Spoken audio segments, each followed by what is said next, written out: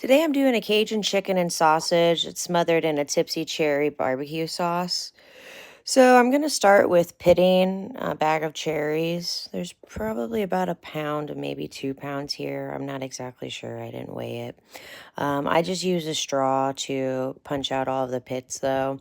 And then I mash them down so that way all of the juice is released and really just so they're in smaller bites.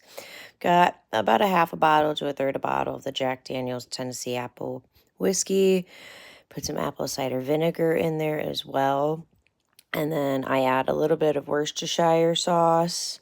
I also added a couple different types of sugar-free products or zero sugar. So the Truvia, the allulose, and the brown sugar. And then also not pictured, I added Maple Grove sugar-free maple syrup and very tiny bit of like maybe a tablespoon or so of Mike's extra hot honey.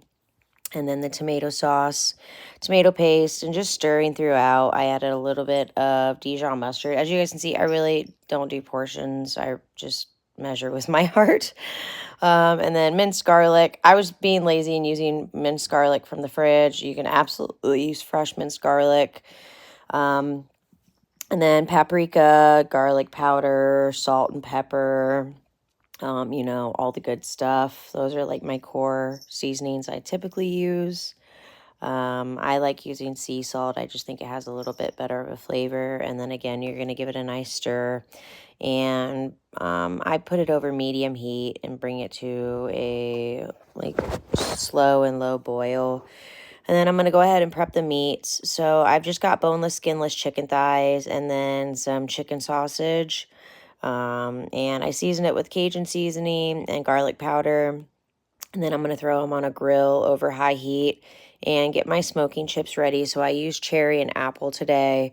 And then once this mixture is done, I use an immersion blender to get all of the cherry slices down and, get them all combined. And then we're going to give the chicken a nice grill.